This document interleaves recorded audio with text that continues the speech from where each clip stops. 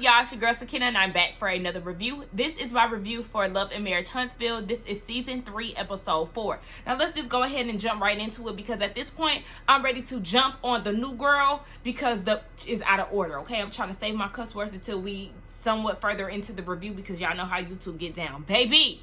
So it picks up where it left off last week down at Destiny's birthday brunch, and they brought up LeBerick and how she was married to him, and how the new girl, Tiffany, I finally learned her name, but she's still irrelevant to me, brought up the fact that she didn't know that Destiny was married. And then all of a sudden her memory got refreshed, and she does remember him winning an award.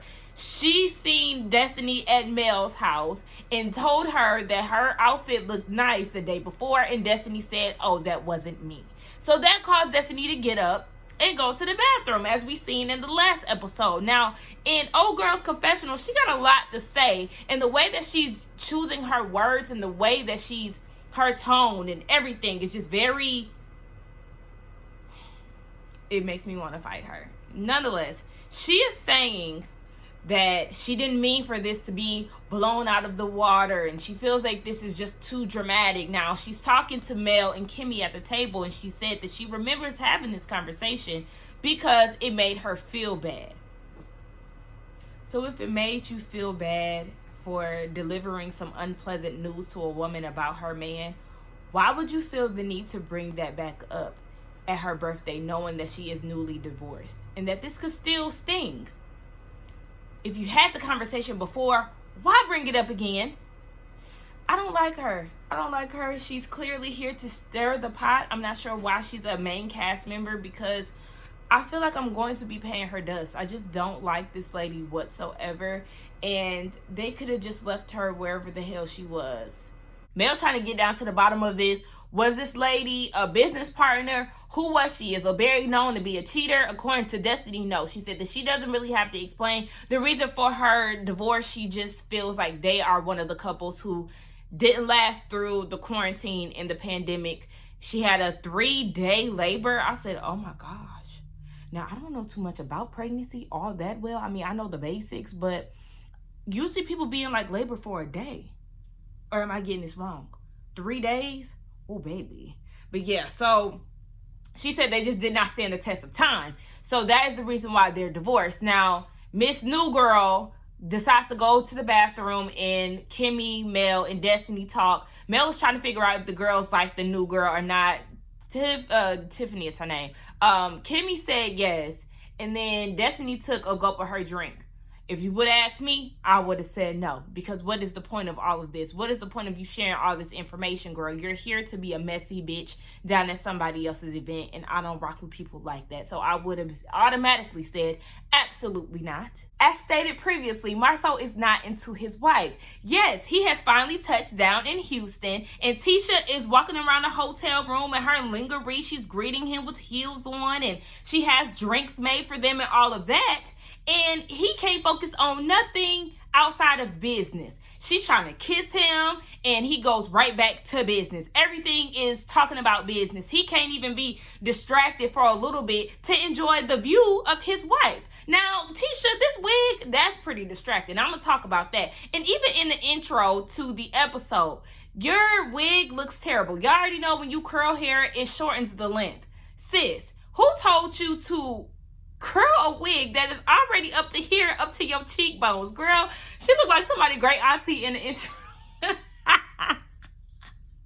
Then in this scene, she had on this wig that she tilted to the side for the side part effect, but there was no side part in the wig. And I'm just like, girl, where's the part of this wig? Why did you curl it? You have beautiful hair. Why don't you just wear your natural hair, sis? Because this wig is not working out for you. I don't know if that played a part in him not really paying attention to you or what, but sis, like, what she should have did while he's talking all that business stuff, she should have, girl, have you seen Soul Food? Tasha, have you seen Soul Food? Because she should have played out what Bird did. Remember when Lim got the job because Bird went behind his back and connected with her ex, and he plugged Lim into a new job and all of that? She should have heard him out while he talking all that business stuff. You know, Bird was taking his clothes off, massaging, she laying on his lap and straddling him and all of that. I am the man. Hear him out in and then say fuck all that shit. Let's get down and dirty. Girl, you don't know how to do it, Tisha. Like, it's just not in you, and we just gonna have to accept that, sis. Kimmy talks to Maurice about what was said from the new bitch and how she decided to spill out his tea in front of everybody, Monster's tea, talking about how he was vaping in the bathroom.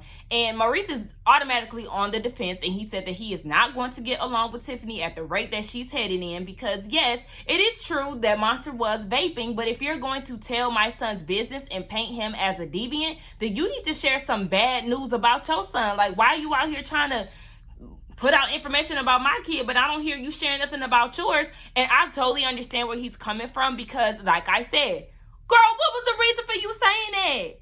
You could have pulled me aside if it was that urgent, but at the end of the day, it wasn't necessary because you don't know Kimmy.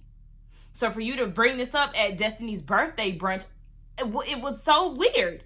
You don't know her. Well, you know her, but that was not the time to bring that up. If y'all were in a one-on-one situation and y'all were already talking about how kids change and how they do this, then okay. But I still just feel like it wasn't her place to bring that up unless Kimmy brought that up or Maurice brought that up to her. Girl, how you gonna gossip to me about my stepson? And why is you gossiping about a teenager in the first place? Girl, sit the fuck down somewhere. So yeah, Maurice is on edge and he don't like that. But at the same time, why didn't you tell your wife?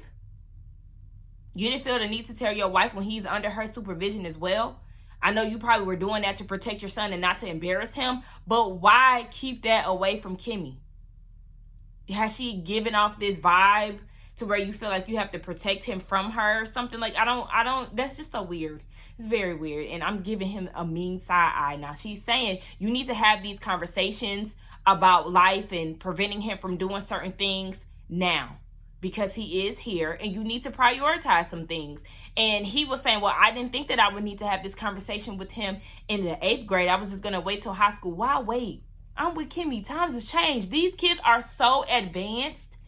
I grew up in the early 2000s, in the 90s. So certain things that my niece and my nephew will have, because he's only 2. But, you know, once he starts to grow up and actually get into this whole social media world and all of that, the things that they have compared to what we had growing up is totally different. We were green to a lot of things up until, you know, we got of age when it comes to certain things in life.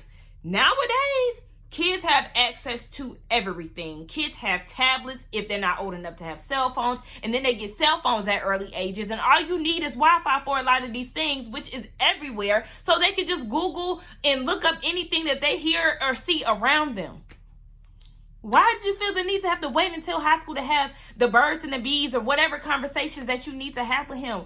Maurice, why? You was going to wait until Kimmy had it with him? Was that the case? Because we know that he loved to try to push Monster off on Kimmy, but he the one who wanted him here. Oh, that Maurice, he just give me a damn headache. Now he in his feelings because she pointing out the fact that he needs to prioritize his son over work and stuff like that. Yeah, you definitely do, because Kimmy's worst fear was for him to bring his son here and bank on her to take care of him. No, you want your son, so I'm going to need you to cut back on some things. Yeah, you finished school and all of that, so you need to prioritize, and you need to make sure that you're hands-on in your son's life, so he won't be vaping and things like that. Since you got so much of an issue with it, go ahead and step in, daddy. Maurice is annoying. He's very annoying. He's somebody who is also very work-based. Everything is surrounded by work and the load that he has. And do you think I want to go to work and then get off at 3 a.m. and then wake up to do it again at 7 a.m.? I do that because I have to, because of the goal and all of that. Okay. But you also said that you're a successful black man in which you want to instill in your son.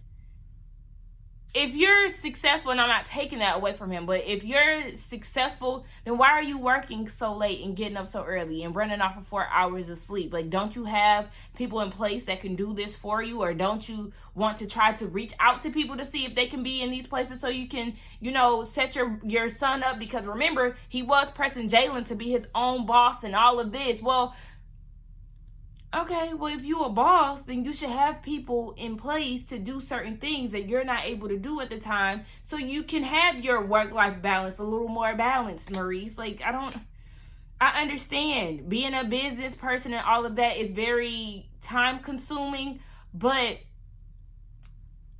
you can't bend a little bit to be more in your son's life. It's just, I don't know, hearing him talk gives me a headache. And Kimmy has come to terms that she's on a need to know basis when it comes down to him. And he was like, well, why do you think I pressed the issue of us, co-parenting and the parents getting together and all of that? Is so y'all can have an understanding of what you and Kaia's needs are for Monster, and so she can help facilitate, like she said. But you don't really value her opinion, because at the end of the day, she's a woman. Her opinion is coming from a woman. Yeah, you do say as a single mom, she did a great job with Jalen and all of that, but truly, you don't value her opinion, because you would take her advice. If you say that she's done such a good job, why wouldn't you take any of the things that she's done with her son into consideration? It's because she's a woman. And also, let's not forget his family background and his brother, and how gender rolled he is, and how, the man is at the top of everything and the woman is supposed to be submissive and she's supposed to take care of home while he works and he does this and he makes the money and all of that. You just like your brother. And somebody else had caught that out some time ago. And yes, y'all are definitely similar in your values and thoughts. I mean, shit, what do we expect? Y'all came up in the same household, child. So Marsau and Tisha, they seem to be trying to make the most out of their cigar week visit down in Houston. I know they were trying to make connections with Uncle Nearest and trying to have their liquor in the cigar bar. If so, that'll be a good look for them. You got to support black businesses. For anybody who does not know who Uncle Nearest or what Uncle Nearest is, it is the original Jack Daniels. It was initially created by a black man. Y'all know how that story goes. So if y'all want to support black businesses, and if y'all love Jack Daniels, make the switch over to Uncle Nearest, because it is the original recipe, okay? So, like I said, get down with the people. So, they go out to dinner with their uncle and aunt, and the uncle, I think his name is Uncle Mike. Remember, he's a part of the whole development of the compound and all of that, so he's working on their house. And Marsau was saying, I talked to you through email, and, your responses were a little bit spicy. What's going on with that? Because one of your guys were supposed to show up on site, and he was a no-call, no-show today, and this ultimately falls on you. Is it me, or was the uncle looking as if he didn't want nothing to do with it, or as if none of this fell on him? I said, if these are your people, then yeah, you need to take accountability of what's going on here, Uncle Mike, or whatever your name is, sir. I didn't like the way he was going about that, but they start talking about how long they've been in the marriage. They're coming up on their 15-year anniversary soon, Marsau and Tisha are. And Tisha is saying, yeah, what did she say? I don't know what she said, but bottom line, Marsau was not trying to spend no money on this upcoming anniversary. Like I said, he is penny pinching, and he is not trying to shower Tisha with no type of love, affection, or a gift. I said, oh my God.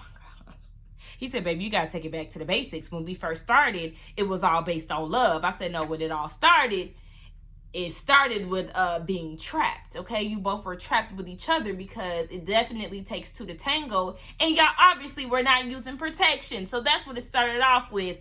Nonetheless, yeah, he ain't trying to spend no type of money on Tisha. And then they start talking about what's going on with the house and how it's taking forever for it to get done. And Tisha wants a 2-story closet. Why does everybody want a 2-story closet?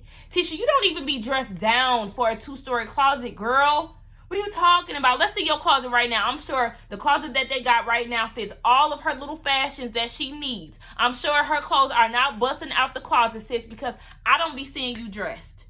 Nothing that you wear screams, oh, I need that piece in my life. Girl, go sit down. That's just, people just do stuff to say that they got it. That's one of those things. And Marsau wants a bigger garage, and all of these things are also slowing up the process. But anyway, child, Kimmy is with Jalen at his condo. I don't know if this is a condo that they are going to renovate and sell, if this is a flipping property, or if this is somewhere that he's going to be staying, because when they walked in, she said, welcome home. And in her confessional, she said he finally bought his condo and they're going to be renovating and all of that. So maybe this is a renovation project that they're doing, but he's going to live there. So that's what I'm gonna go with, because that's what it sounds like. Now, she's saying that it's going to take a lot of work, because we're going to have to do a lot of the demolition stuff to save and to be within their budget. And he's working a lot down at Black. He's working 6 to 7 days, which is a whole damn week. If anything, he's maybe getting a day off, maybe. And that's just the part of being a general manager. And I said that before, that being a general manager is very demanding. That shit takes a lot of your time. Being in the restaurant industry, just listening to him talk, y'all don't understand how draining I felt listening to that, because I used to work at Steak and Shake. When I used to serve at Steak and Shake, which is a 24-hour, 24/7 establishment, and it's just so much. I used to work all day, y'all. I used to be a closer, so I would come in around 4 or 5, and then I would not leave until 12, 1 o'clock. Sometimes I would stay until 3, 4, depending on how, if the overnight server was there, if not. And then sometimes I would have to cook my own food after midnight, because it was just like a whole lot. So just listening to him talk just made me think about my old life. I literally stopped working at Steak and Shake in 2019. And it's crazy to me, because that's still, I remember last year thinking I got a my W-2 from Steak and Shake, and I was like, damn, I didn't even realize that I worked there up until 2019. But I made the conscious decision to stop working there, because I was working 2 jobs when I really didn't need to. I was just somebody who liked stability and who liked to always have money, so I would work 2 jobs even though I didn't have to. So I was like, I'm missing out on life because I choose to work. And I'm tired of doing this. I'm running my body down for no reason. And I'm missing out on family being in town and going to friends' events and stuff like that, because I'm working and overworking myself while I'm at work. It was just so much. So just listening to him, I'm just like, oh my gosh, like, I understand. And then, the general managers will be there, and, that's what I'm saying. Like, I understand how demanding that job is, because it's just a whole lot. So I just felt for him. I know he's going through a lot, honey. Get him an assistant manager so he can be released and have some off days, child. Because listen, he don't even know his role. Like, anyway, let me stay focused on the conversation at hand. I mean, it is part of the conversation, but anyway, so he's giving her the rundown of Marcelo and Tisha always being down his back and complaining about stuff. He understands that, he is the GM, so some of this stuff does fall on him, but they don't even share the same ideas, Tisha and Marcel. She might tell him one thing, and then Marcel wants him to do another thing, and then on top of that, the percentage, he's being overworked, but y'all supposed to be talking about a percentage of ownership, and that wasn't talked about. So Kimmy is like, he really set you up for failure, and I'm not really even surprised by any of this, because it's Marceau, okay? So you didn't get any training and all of that, and we already seen this shit happening before it even happened. So listen, everybody know how Marceau and Tisha get down, obviously, and he's just tired as hell. As far as Destiny is making her own assumptions.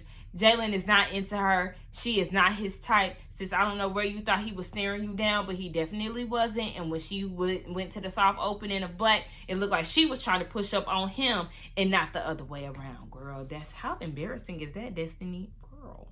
Marceau and Tisha are down at their Black chocolate in a bottle tasting or reveal, whatever it is. It's being introduced to the world, okay? Now, I'm confused, okay? I thought this thing was called chocolate in a bottle.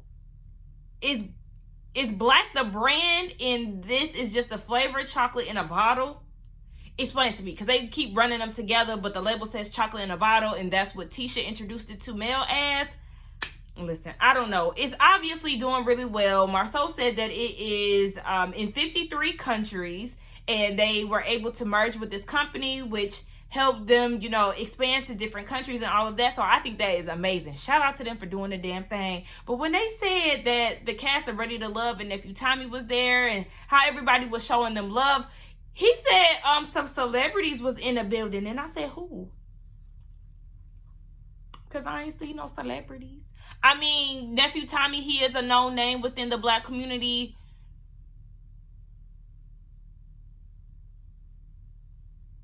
Celebrities.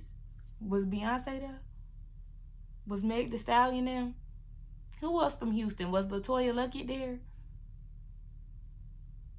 Cause I'm just, I'm just trying to figure it out, guys. What celebrities were there? Oh, reality stars? Say that. Okay, I'll give you that. Celebrities? Where they at, though? I feel like this is what they're doing. Okay? This whole Kyra being after Marceau, where?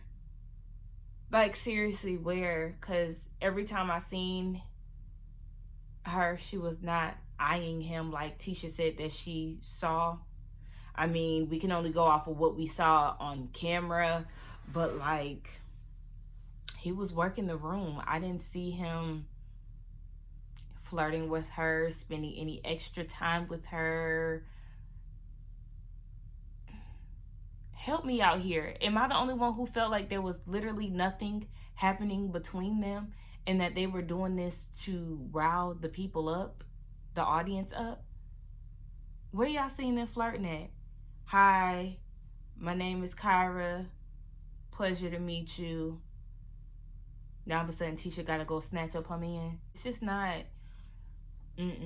Y'all let me know if I'm tripping, but I ain't see nothing. And then they was trying to make it seem as if Tisha was crying. It was very awkward. And then the cameraman was very shaky. I'm gonna need you to be still, cameraman. He tossing the damn camera around. What's going on, child? I was through about the end of this scene. Maurice, you are full of shit. If I didn't like him before, I definitely don't like him now. This last scene has sealed the deal for me. He's acting as if he has pushed forward with this whole making amends between Kiowa and Kimmy. I have never seen you defend your wife in regards to Kiowa. And 2, you don't even like to acknowledge that she's in the room when Kiowa is on the phone. So I highly doubt that you've done that. 2, why would you schedule 2 meetings in a day? If you knew that you could not miss out or be late to your work meeting, why not try to postpone it? Or why not try to postpone the meeting of Kiowa and her husband? You literally left your wife there by herself to talk to these 2 people who are here because of you and your son. That is her connection to these people, and you left her hanging, knowing that she is not your ex-wife's favorite person. It's all about priority, right? And Kimmy feels like she is at the bottom of that list. How dare you do that to your wife? Here's a fucking joke. I would not be surprised if they end up not together. You haven't even gave her the honeymoon that she wanted. Because work is before everything. Work is before your wife, your son, who you wanted here so badly, yet you don't really take the time out to take care of him. Look, work is going to be the only thing that you end up with since it's at the top of your priority list and you want to be a successful black man. There is nothing wrong with that. However, the way Maurice goes about it, you're going to be sleeping at work at this rate. I cannot believe he left her at that table. She packing up his food. She said that she gets the leftovers. And she's literally packing up his fucking leftovers as she's saying that. Oh my gosh, I can't stand this man. Wow. It's safe to say I do not like majority of the cast. I don't like Maurice. I don't like Tisha. I don't like Martell. I don't like that new bitch. I don't like her husband because he's guilty of association. I just started liking Mel. And I kind of like Marceau. Throw these damn people away. Anyway, y'all, let's get down in the comments and talk. Let me know y'all thoughts about this episode. The thoughts about Maurice sorry ass leaving his wife to talk to his ex-wife who he knows does not really like her. Let me know what y'all thought about, what happened? Oh, the whole Kyra and Marceau thing, and that was a whole reach. Y'all just let me know what y'all thought. Let's get down in the comments to talk. Don't forget to like, comment, and subscribe to my channel, and I will see y'all in the next one. I'm so irritated, y'all. Oh my gosh. Bye.